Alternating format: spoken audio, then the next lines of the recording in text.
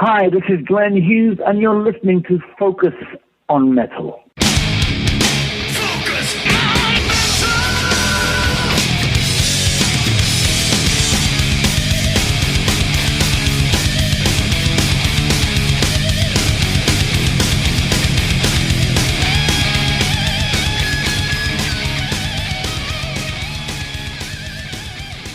Hey, Metalheads, Scott Thompson here, welcoming you to yet another dose of Focus on Metal. So this week we wrap up our little mini-series on the sophomore self-titled Lynch Mob release. So back on episode 554, we talked with bassist Anthony Esposito. Then on the last episode, 555, we started in with our discussion with Robert Mason, and we'll be wrapping up that conversation with Robert on this week's episode. And we did a similar thing a while back on the debut Lynch Mob release, Wicked Sensation. So if you go up to focusonmetalpod.com and search out Lynch Mob, then that multi-episode deal will come up if you're interested in that. And we actually talked with Anthony on that one as well. But this week, as I said, we are going back again, talking more with vocalist Robert Mason as we started off this week digging in with his interaction with Keith Olsen during the tracking of vocals for this one, and talking with his interaction with other singers that Keith worked with and all this, but lots of good stuff once again with Robert Mason on this episode of Focus on Metal. Robert, did you sit down with Keith at any stage and ask him about doing vocals with Lou Gramm, Ann Wilson, any of the major singers that he'd done records with in the past?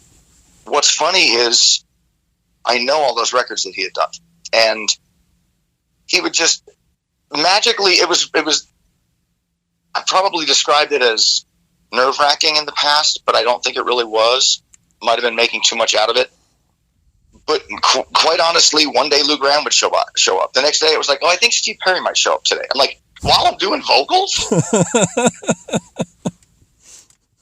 But then Lou shows up, and he just sits in the back of the room, and I'm just blasting out a couple of songs, and I come back in the control room, and he's from the live room, and it's like, hey kid, wow, you got a blistering set of pipes on you. Like, Lou Gramm told me that. Like, thank you, Lou Gramm. Like, I don't even know what to do.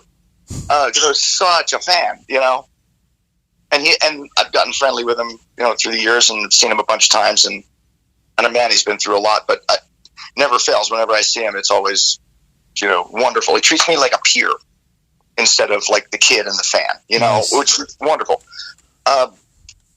Glenn was really the same way. I mean, so there were big name guys that just kind of showed up every once in a while, because it's Keith Olsen. Was George there at all when you were tracking vocals? A little bit.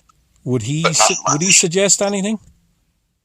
I don't recall him suggesting too much. Maybe one or two things here and there. Okay. Based on like themes he was playing.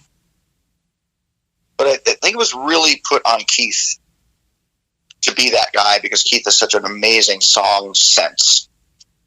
He was an amazing producer, and he's known as a song guy. He's taken, he took a lot of those Foreigner songs. I mean, I've heard all the stories and made them better and made them into what they are with the fans here today on records.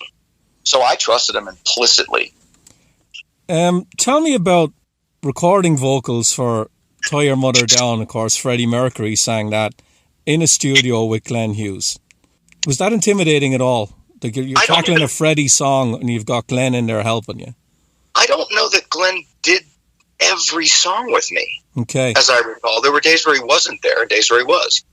There was a lot of weight on us to do that. I think George initially wanted to do a really, really obscure Queen song, but I just loved Tie Your Mother Down, and I think it was, maybe that was a Keith, and probably Anthony was on our side too in the debate for what Queen song to cover.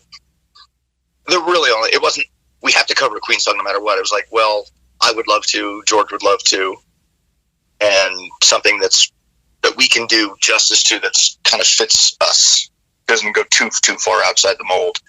And I just love the song. I'm sorry, what was the question? I've had a lot of comments. Was it intimidating to handle a track that Freddie Mercury had sang on?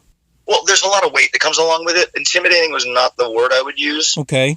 I realized that there's a lot to live up to. Yeah. And perhaps a lot of scrutiny. And, if we really watched it, I had sung a lot of covers. So for me, I didn't look upon it like some sacrilegious thing.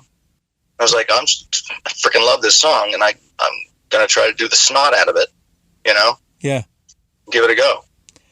So when you first heard the record, what was your initial reaction? Were you ecstatic? I was pretty stoked. I thought that it was, as it was turning out, maybe a little slicker.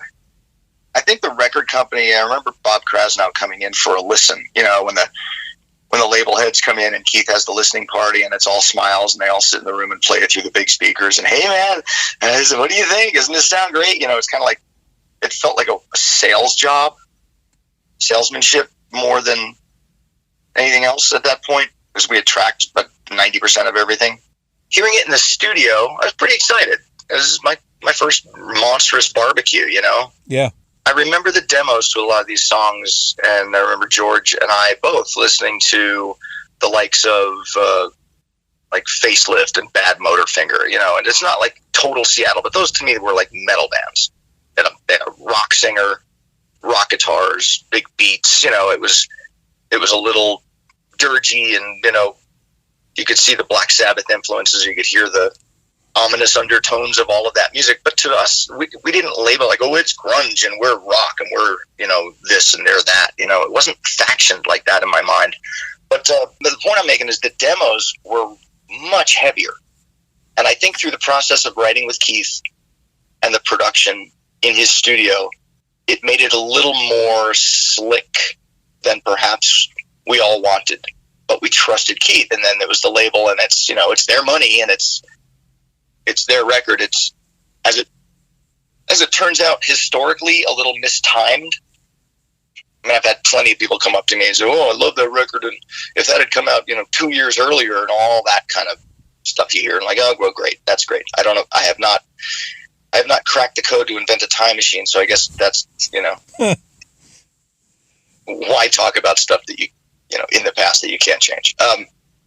But yeah, I think that overall, very produced and slick, and it may have taken a little of the danger and vibe away from that, but perhaps that's what the label wanted, because the way the first record was put together was a little darker.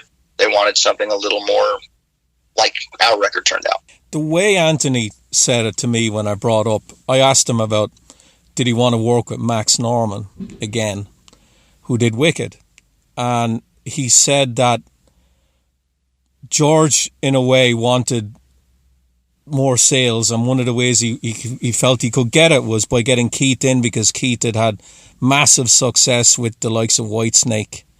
Even now, when you listen back to Keith's records that he did around that time, he did Kingdom Come, he did Magnum, he did Yourselves, they all do have that slick sound to it. So you guys are hiring him, and you had to know that was really the way that the record was going to sound anyway.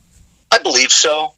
In hindsight now, I can see the vast sonic difference between a lot of the demos that we just cut ourselves. In that stage, like I said, some of those ideas that were there during my audition, and a lot of them, obviously you're not going to come up with the greatest lyrics in the world right off the bat, unless you have a bunch sitting there and, in notepads ready to go and fit them into a song idea. So a lot of it was just melodic ideas, where you sing just vowels, not a lot of consonants. Or I think someone described it as singing in Chinese, just to kind of get an idea out and flesh a melody out that works over the chords. But some of those demos, man, they're probably somewhere. Someone has them on either DAT tapes or whatever, and they were a little rough and darker. And yeah, I state it was a wonderful experience making that record with Keith. He's a legend. One of the things Anthony also said was that initially you couldn't go on tour because George went in and did a solo record. Is that how you remember too? We were on tour, and he made a deal to get an advance to do a solo record. I think we stopped touring because of he was going. We saw it as a money grab at the time. To be dead honest with you, I think he was building a house and he needed. I remember that. Oh well, he'll get another $75,000 advance and he can go build this house in Pinnacle Peak or whatever. And at the time, I thought, why do you need to do a solo record? Lynch Mob is your solo band. It's named after you, for fuck's sake, Yeah. So were you guys on the road with Warrant at the time, or was that after? I don't know whether the negotiation to do a solo record happened while we were doing theaters, maybe before the Warrant thing. Okay. But it was right around that time, and I remember being in the bus on the road, talking about all this in the back lounge. But yeah, we finished it's sometime in the fall, from the summer to the fall with Warrant, or into winter or whatever. Like shortly before the holidays, we all came home, and then it was George doing a solo record, which I thought was odd. What are your memories of the Warrant tour? Because you're in a unique situation now. You're actually in that band. You're seeing that band play. I don't know how often you actually hung around and watched them, but you're dealing with a multi-platinum act at that stage, coming out with Dog Eat Dog, which it didn't sell as well as the previous ones, but they are a bigger band than you guys, so you're probably wanting to stand there and watch them and see how they do things. Which I did. I would. Typical scenario, because Lane and I were friends. I don't know if you're familiar with that. I'm sure I might have even told you that story about Janie and I made friends while we were doing that Lynch Mob record in LA. Okay. And that was part of the reason why we were picked to be a support act for them.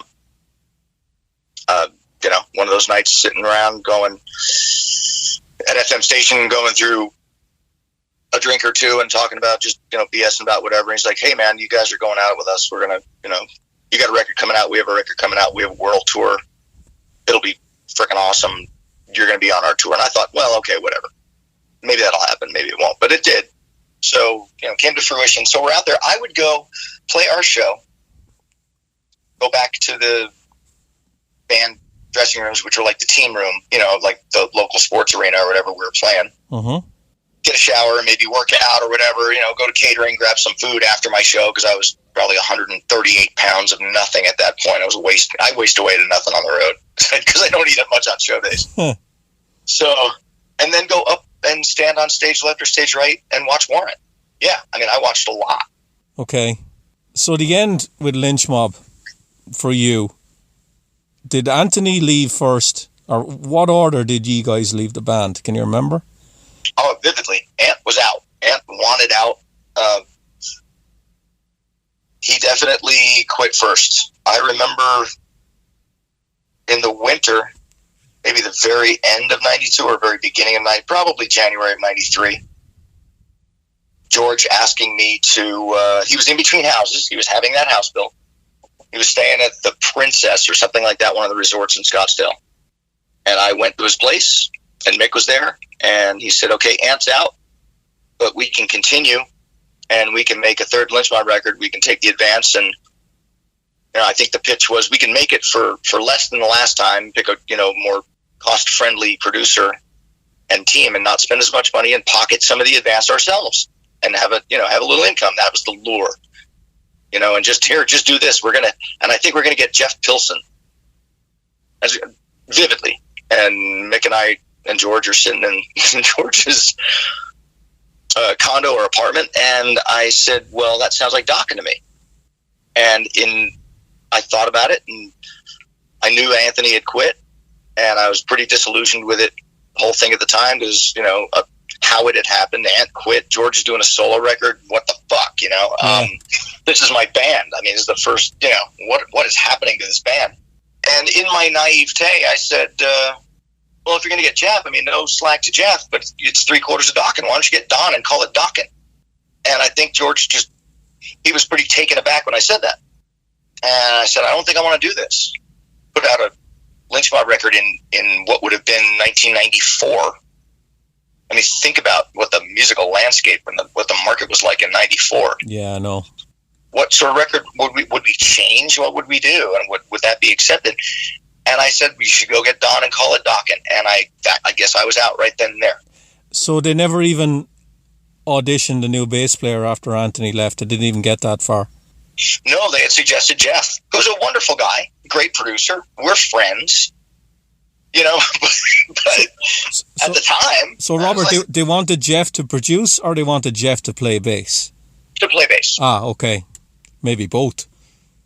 I mean, who knows, but certainly to play bass, you know, to replace Anthony. I heard Anthony quit, which I kind of already knew, you know, but that was the way it was pitched to me. Anthony quit. We could do a third record, take a bunch of the advance for our personal selves, you know, make a cheaper record. And because the budget was still probably $500,000, $750,000, something like that, to make records for Lynch Mob, you know, contractually. Okay. Plus, you know, plus your costs, plus this, you know, plus promotion, plus what all the other little particulars. So could we have made another record? Of course. Would it have been pretty damn cool? Maybe. Like I said, what was I? 27, 28. I just turned 28. So I just thought, okay, you know what? Fuck this. I'll go back to New York. They were probably shocked you did that, were they? In all likelihood, I don't know. never really talked about it. Yeah. Because, like, the thing with Jeff as well at the time, he was with Dio. Right. Yeah. So, yeah, I can understand your frustration there. You know? Well, you know, so it's one of those things. It felt like it was over too soon. Because I had not joined the band until, July of '91. Did people around you say you were crazy to leave? I heard a couple of those, yeah. Okay. But I was kind of supported by, if I explained myself, I could explain the logic of it. If it could be construed as logic at this point. You know, I look back on it now, not with regret, but, you know, you always go, okay, if I had put my signal on and gone right instead of left, what would have happened in that scenario? Made a third Lynch Mob record. So it felt like I was just doing it for the money, but it wasn't going to be received as well. I saw what had happened in '92. It felt like Seattle and all that music, because of the record companies, had taken over the world.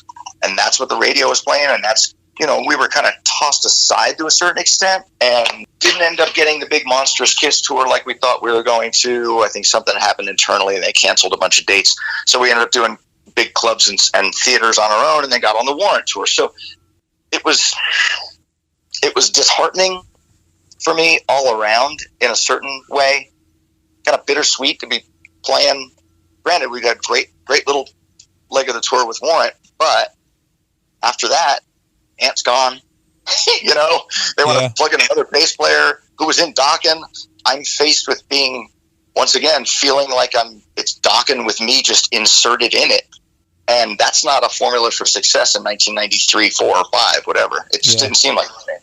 So what did you do immediately after you left Lynch Mob? Still had an apartment here.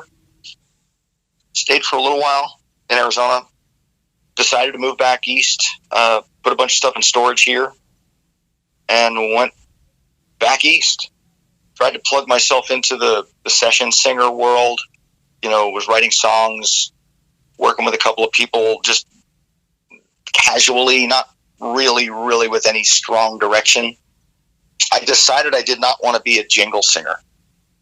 As I recall, Joe Lynn Turner was doing that at the time, and Joe and I were buds. Hey, everybody, this is Joe Lynn Turner, and you're listening to Focus on Metal. Keep it rocked and keep it locked. And I know I had an opportunity to kind of plug myself into that world where you sing about, you know, Coca-Cola or Pringles or whatever. You know, and then you have to carry a pager on you at all times, or have a New York City phone number, or else you won't get called, you know, that sort of thing. And I was under 30 and just thought, I don't want to do it this way. I think I have more live music, being on stage, being a singer in a rock band in my world. I don't want to just surrender myself to being a jingle singer. Because every person I talk to like that would always see me and say, oh, we got to get a band together. I'm like, you know, it was one of those those guys are making great money. Grass is always greener situations. Okay. So Robert, what are your favorite songs on the Lynch Mob record you did? Wow. That's a tough one. I sang them. We wrote them. So regardless of how things shake out, in the monetary end, a lot of that is bits of me. I really like doing. I have a great memory of singing "No Good" in the studio. I was not getting the grit and the anger that they wanted, or that we thought that the song called for, and I'm singing a little too cleanly. And Keith said, "Okay, man, we're taking a break." We walked into the lounge and made what he was calling them purple Hooters. It was like a martini with Chambord, like that raspberry or whatever is liquor. Mm-hmm. Liqueur. So they were like martinis, except they were that little light purple kind of fruit kind of tinge to them. So after 3 of those each, we sat there and drank. And he's like, "Now, you think you can do this?" I'm like, "Fuck yeah, I can do this." And I walked in and said, I think I can do anything at this point, Keith. I'm kind of hammered. And, that always brings me. It's funny how if you sing something, or if you're experiencing it and doing it, I guess it's for actors making a movie too. When you listen or hear back to it or watch it back, you know exactly where you were. It actually brings up like sights, sounds, feelings, its emotions. So, I had a wonderful time singing every song on that record. I know it's not a cop-out to say I had a great time in the studio doing that. I guess, Dream Until Tomorrow got me to do a little more of that ballady stuff. The Secret and some of that other stuff, like I was saying earlier, explored the lower side of my vocal range. And that was interesting and kind of eye-opening to me at the time. So, there you go. Is that an answer? I don't know if that's a good one. When is the last time you listened to this record from start to finish, or do you even listen to the stuff you've recorded in the past? Nah, I don't, as a rule. It's not that I have an aversion to it. I just don't. Maybe only when you have to tour. Maybe, Yeah, on a plane, I think. I haven't listened to it front to back in maybe ever. I don't know, a long ass time. Okay. But I know for sure I've listened to bits here and there. It feels like almost weird on an airplane, with the headphones or your in-ears in, and no one else can hear what you're listening to. Everybody's listening to their own music on their phones or whatever nowadays. Because I fly a lot, we do a bunch of fly dates with Warrant, so maybe a track or two. Did you keep any of the memorabilia from your time in Lynch Mob? T-shirts, maybe tour programs, and anything like that?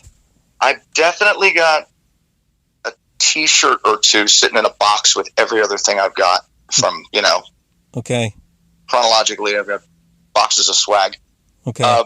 It's funny, Metal Edge magazines, because there's a funny story about my mom being at the local grocery store, looking at Metal Edge going, "This is my son," in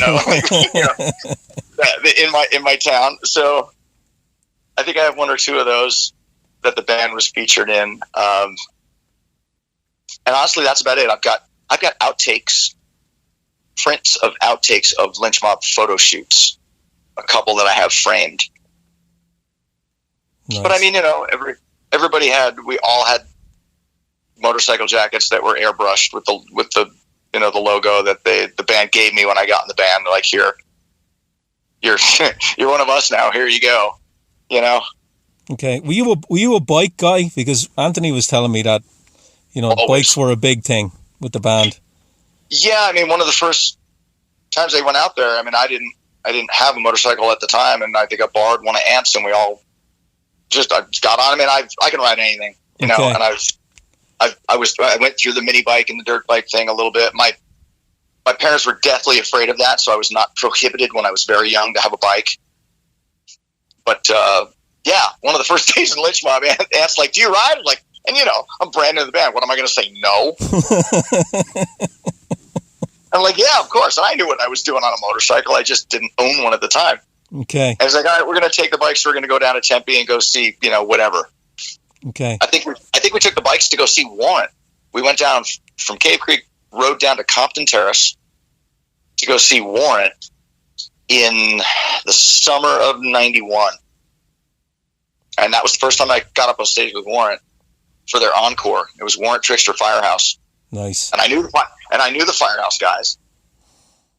And, went up on their bus, went up on the Warrant bus, and they suggested we come up on the encore. And I don't know if everybody did, but I know Mick and I did, definitely, for one of the Warrant encores, either American Band or Fight for Your Right to Party. They always used to end with one of those on the Blood, Sweat, and Beers tour. And I remember getting up on stage and Janie saying, "This is the new singer in Lynch Mob."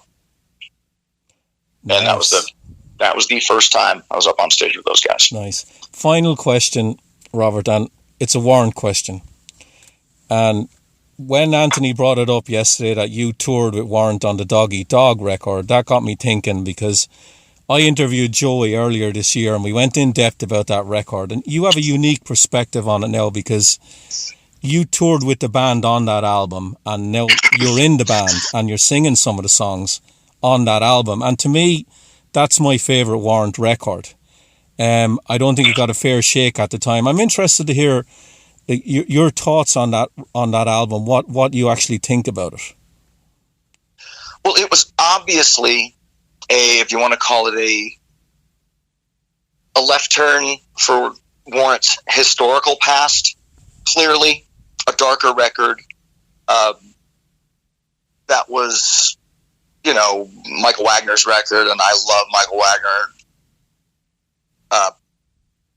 Joey and Eric both really stepped up as guitar players, coming out of the shadow of all of the Mike Flamer, at the time, that whole rumor mill. When I first got in the band, Joey probably told you this too, but when I first got in the band, he came to me and said, "Okay, well, this is what really happened. We were young and naive, and we're like, I guess this is the way this happens, and we weren't coming up with, solos like Bo wanted, the Bo Hill." And he had his pocket guy, had his session guy, had Mike Slammer there to do it. And we were like, okay, cool. But for Doggy Dog, Joey went and woodshedded on guitar. At the time when it came out, I remember it feeling like, and seeing the promo photos, I'm like, okay, they're getting darker, they're getting more serious. But what people don't understand who never got to see Warrant live back in the day, and I'm one of them, I never got it, but I understand this is the way it was. The band was always heavier live than you would ever know if you just listened to the poppy singles, the power ballads, the cheese my cherry pie, like that sort of rhyming scheme, that kind of thing.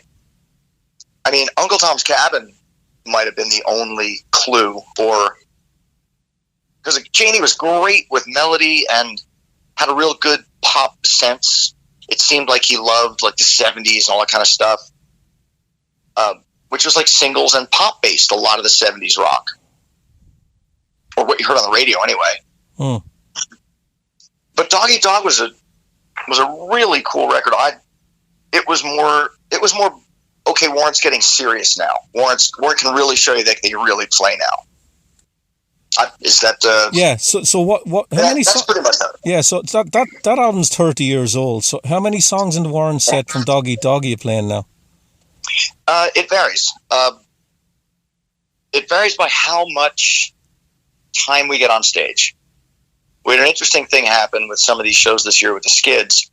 Well, we'll come in and it's like us and Skid Row and Winger.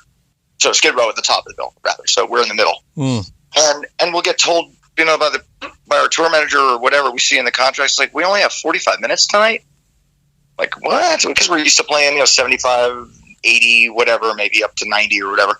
So if we get a shorter time slot, we understand that playing songs from that third record, we may only get one, because it's got to be first and second record heavy, and maybe we want to do Louder, Harder, Faster, or maybe we want to do something else like that. Okay. It's kind of like, the shorter the sets get, the less ballads we get to play, because the band has so many. But then the flip of that coin is they were singles and they were huge and people want to hear them. And we know that there are arguably 7 to 9 Warrant songs that you have to play at a Warrant show. Yeah. Well, if you have a set where you can only play 10 or 11 songs, what do you do? You know, there's always a fan who says, oh, I want to hear, you know, whatever, Bitter Pill or something that was never a single and pretty obscure as time has played out, as history has played out. That'd be me. I get it, Richard. I get it, and believe me, I'm a fan too. So you know, I was a fan after my Lynch Mob show who watched from the monitors, like from stage left. So I get it. Yeah. But all that said, there's a compromise to be made for, I guess, making it feels like a least common denominator sort of decision. But you know, you play the hits. Look at Poison. I'll tell Robert. I'll tell you an interesting story, right? So I'm from Ireland, right? None of these bands really came to Ireland when I was living there, and I remember moving over here. I'm living here 13 years now, and I remember going to see Poison. I think they were on one of the summer tours with Def Leppard. So Poison came out for an hour, and I'd never seen them before, and I'm a fan. And I think they played 9 songs. 2 of them were covers. They did have a drum solo and they did have a guitar solo. And when they played the songs, they were great. But I was scratching my head, like, play more songs. Get rid of all the other shit. Play the fucking songs I've never seen you play. Right. You know, but that's what people, you know, that's what they want to do. And so, where in Ireland are you? A Belfast guy or a Oh Dublin no, guy? no, I'm from Waterford in Southern Ireland, but I lived in Dublin for 20 years. Gotcha. Yeah, you know, it's funny having knowing the Black Star Riders guys, and I don't know Ricky too well, but I hear a lot about him through Robbie Crane because Robbie's been playing in Warrant for a bit. That's right. And I remember seeing the Almighty back in the day, like in the Cat Club in New York in 80. What would that have been? 88 or 89? Yeah. So I was I'm a fan. He's everything from what I hear is a good guy, and it's funny because we never really met and sat down and talked. But I'm looking forward to that. I might actually take a trip with Rob when he's got some of these Black Star gigs and go overseas with him for a minute. Ricky, I've interviewed him. He's awesome. Yeah. A quick story before I leave you go, Robert. All right. In 1990, I saw Megadeth, The Almighty, and Alice in Chains play in Dublin. So I saw Ricky in 1990 on that bill. Oh, fuck. You familiar with Dave Mustaine's story in Antrim, the riots he caused, and then he wrote Holy Wars about it? That was the first show in Dublin, in Ireland, that they played after that incident. And David Ellefson told me that they hired a private jet to fly into Dublin, bring him to the venue, and the minute the gig was over, to bring him back to the jet and get out of there. Yeah, well, good for him then. Yeah, to not get his head separated from his body. Yeah, but it was an amazing show. But listen, Robert, you've given me a shit ton of time. It's been a pleasure. I really appreciate it as well. Thanks. Okay, Robert, have a nice weekend. Yeah, as usual. All right, take care. Bye. All right, bye. And that will be a wrap for our little 3-episode mini-series on the self-titled Lynch Mob release. So everything you wanted to know that Richie wasn't afraid to ask. And as I had mentioned on the prior episode, these days Robert's main gig is fronting Warrant. And if you want to find out what those guys are up to, go catch them live, get some merch, whatever, then you want to head up to warrantrocks.com. And what is up for the next episode of Focus on Metal, you ask? Well, as of right now, and you know, this shit changes, right now we are looking to run a discussion that we had with journeyman bassist Chuck Wright. Chuck has some new solo stuff coming out called Sheltering Sky, but also diving into a lot of his past history with things like, of course, Quiet Riot and all kinds of stuff. But right now, as I'm sitting here today mixing episode 556, I'm thinking that 557 will be a really nice discussion with Chuck Wright. So some Quiet Riot stuff in there, some Alice Cooper stuff in there, and, you know, other stuff too, because Chuck's done a lot of different stuff. But, yeah, I'm thinking right now that's probably what it's going to be. But you never know. Could be a discussion episode, slips in there. Yeah, it's kind of fluid, and we'll see. But right now, I'm thinking that's what we'll be doing. But for this week, That's it. There ain't no more. Stick a fork in it. This puppy is done. So for Richie, myself, and everybody else here at Focus on Metal, have yourselves a great metal week. And until we talk to you again, as always, remember, Focus on metal. Everything else is insignificant.